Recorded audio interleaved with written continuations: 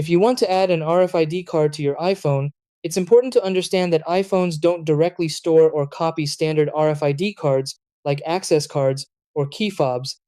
However, you can use supported apps or systems that allow digital versions of certain cards, such as access passes or transit cards.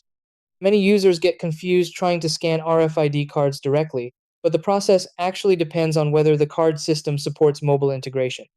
The good news is that if your system is compatible, you can add and use it easily on your iPhone. In this video, I'll show you how to do it step by step. Try these. Step 1. Check if your RFID system supports mobile or Apple Wallet integration. Step 2. Download the official app associated with your card or access system. Step 3. Log in and look for the option to add or activate your card digitally. Step 4.